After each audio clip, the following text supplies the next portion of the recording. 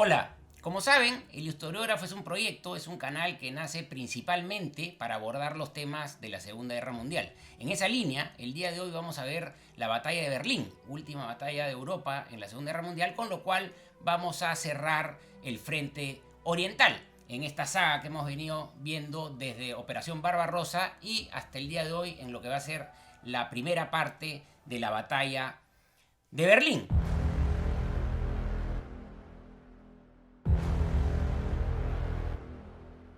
Nos tenemos que remontar para entender lo que estaba sucediendo en estos días de abril de 1945 a la defensa alemana en las alturas de Silo. El 16 de abril, el primer día de la ofensiva del primer frente bielorruso de Zhukov contra la línea que defendía en el río Oder el noveno ejército de Theodor Buse, parte del grupo de ejércitos Vístula que comandaba Gotthard Heinrici. Ese 16 de abril es considerado por muchos historiadores como el día más intenso y más terrible de todo el frente oriental. Ya para finales del día 18 de abril, los rusos finalmente, luego de 3 días de intensos combates, lograron perforar el frente alemán.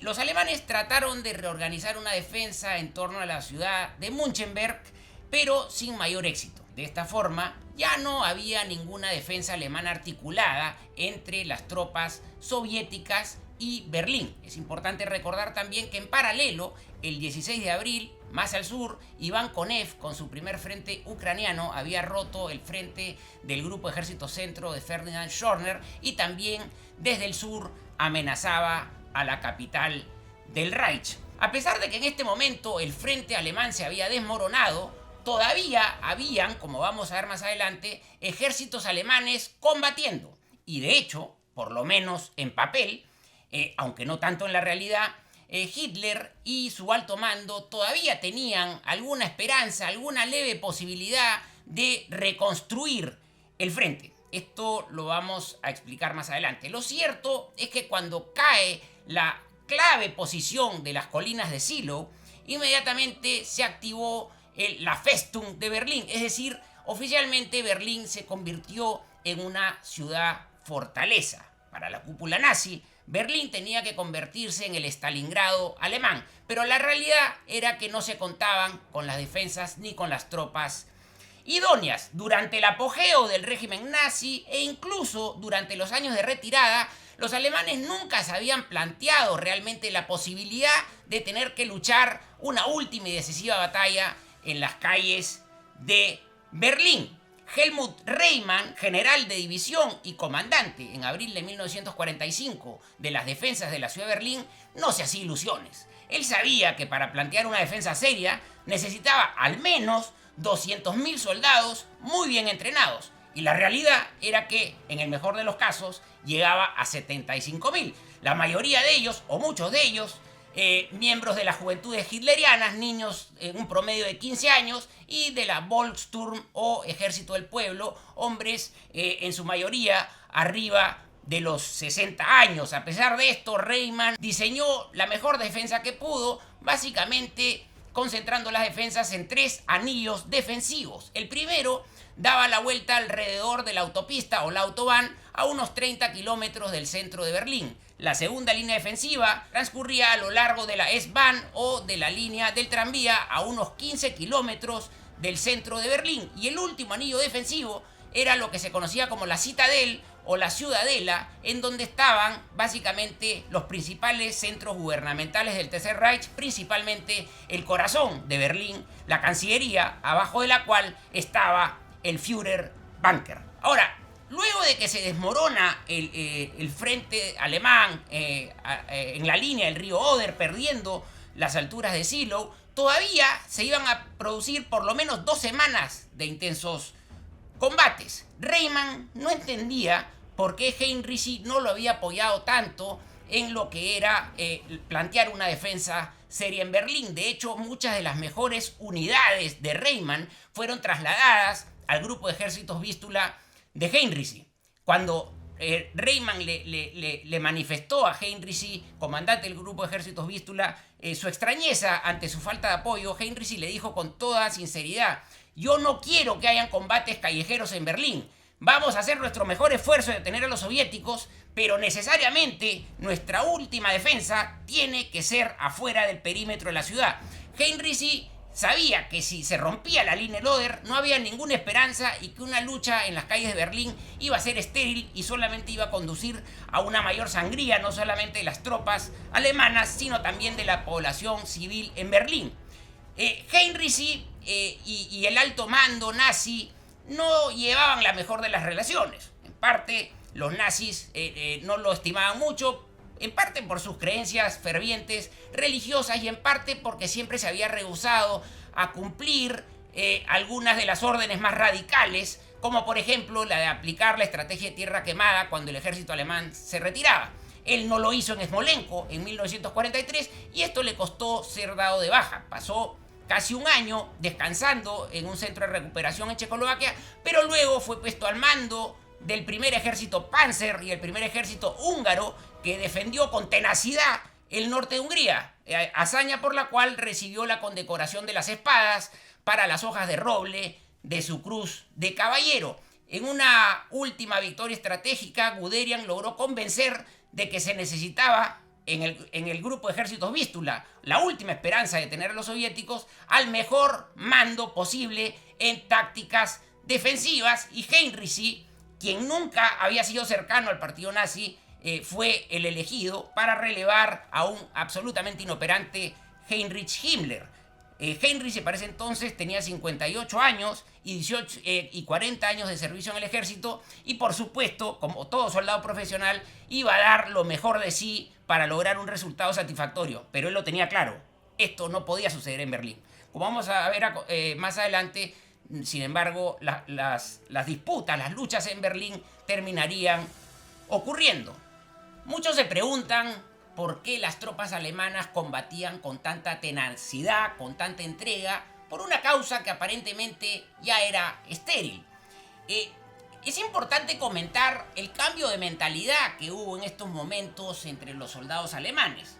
La verdad es que para estas alturas, salvo que uno fuera de las Waffen-SS, muy pocos ya combatían por Alemania o mucho menos por el partido nazi, que algunos sí, pero la gran mayoría ya estaban combatiendo por su vida, pero más importante que eso, sabían de que atrás de ellos estaba su casa, su familia, entonces su suelo patrio. Entonces ellos estaban dispuestos en estos momentos a pelear hasta la última gota de sangre, hasta la última gota de sudor, porque recordemos, así como los alemanes, el bando alemán cometió atroces crímenes de guerra en la Unión Soviética, las tropas de la Unión Soviética, sin entrar a detalle, muchas de ellas animadas por una sed de venganza, cometieron también excesos en Prusia Oriental y en Pomerania. Los soldados alemanes, escuchando los rumores de lo que pasaba, evidentemente no querían que les pase algo similar, si es que esto era cierto, a sus familias, a sus madres, a sus hijas. Entonces estaban dispuestos a dar el todo por el todo y entregar la vida si era necesario para mantener la línea defensiva. También es cierto que algunos, aunque muy pocos en realidad, todavía se creían la historia de que había que resistir un poco más, puesto que ya venían las armas secretas, las armas milagrosas que voltearían el curso de la guerra. Y hay un tercer aspecto que es importante entender. De distintas fuentes se ha sostenido de que hubo un movimiento muy intenso de voluntarios de toda Europa, especialmente de tropas internacionales de las Waffen-SS europeas, que buscaban proteger la cultura occidental y la capital del Reich, y si era necesario había que inmolarse para defender Berlín de las hordas comunistas. Acá es importante precisar que esto es parcialmente cierto. Muchos de los voluntarios internacionales ciertamente creían en esto, pero las supuestamente poderosas divisiones de las Waffen-SS no llegaron en forma íntegra a Berlín. Por ejemplo, el único general de división de las Waffen-SS que llegó a entrar a la defensa de Berlín fue Gustav Krutenberg, comandante de la división Carlomagno. Pero una división de las SS que normalmente tenía entre 10.000 y 15.000 efectivos, en esta ocasión Krutenberg llegó con entre 70 y 80 miembros de la todopoderosa división Carlomagno de voluntarios franceses. Otra división, la Nordland, constituida por miembros de distintas nacionalidades, principalmente los países nórdicos, también se contaba, según la fuente que se consulte, entre 200, 300 o 400 miembros. Pero si restamos a los heridos y a otros que no podían combatir por distintas razones, con la justa si llegamos a otros 70 u 80 soldados. Había también una unidad española con entre 100 y 200 españoles liderados por Miguel Ezquerra, del cual vamos a hablar más adelante. La división Nederland también tenía un puñado de hombres, es decir, no habían realmente divisiones con poder de fuego, como vamos a ver más adelante, para lograr esta defensa en Berlín y llevarla adelante con alguna posibilidad de éxito.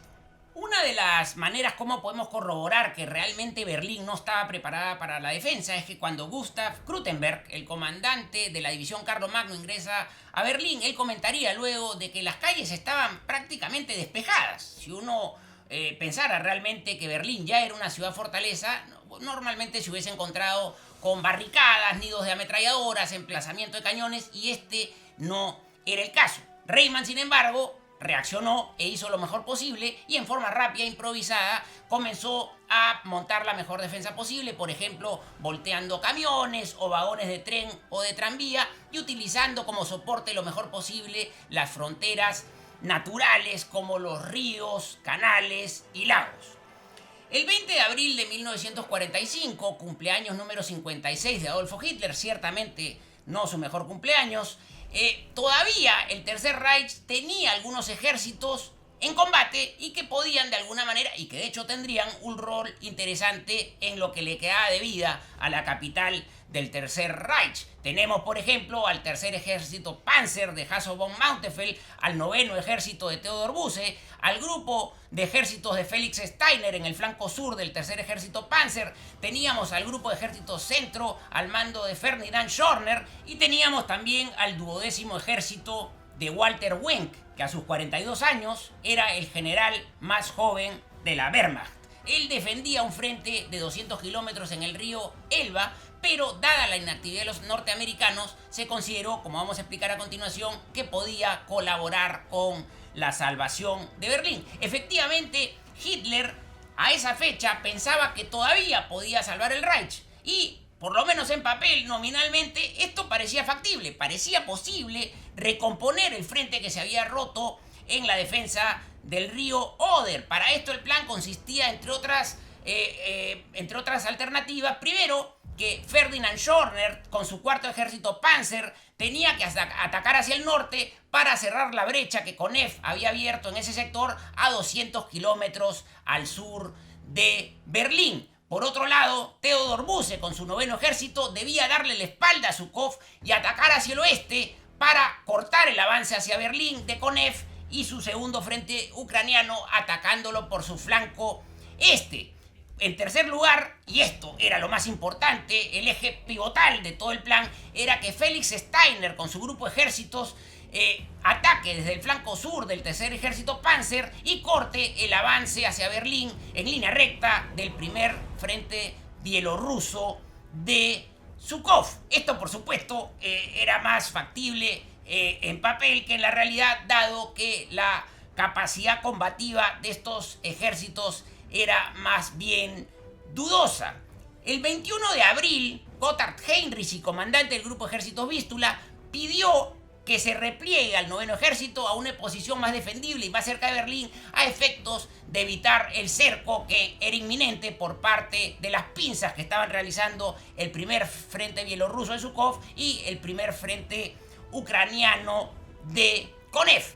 Krebs, que en ese momento había reemplazado a Guderian como jefe del Estado Mayor, y Hitler rehusaron la petición. Esto, sumado al hecho de que antes se le había negado la posibilidad de replegar a la guarnición defensora de la fortaleza de Frankfurt del Oder, comandada por el coronel Willer, esto llevó a Heinrich a decir que si no se acataban sus solicitudes de repliegue, él renunciaba al mando, pedía que se le releve del mando y que se le permita incorporarse a la Volkssturm, al ejército del pueblo, para cumplir con su deber con el pueblo alemán y combatir como un soldado raso. Esto impresionó a Hitler, pero nunca se llegó a dar. Y el 22 de abril, Alfred Jodl, apoyado por Wilhelm Keitel, propusieron que el 12º ejército al mando de Walter Wenck deje la defensa del río Elba frente a los norteamericanos, dado que se veía en actividad por parte de estos, y ataque hacia el este a los rusos para abrir un corredor y conectarse con el 9º ejército.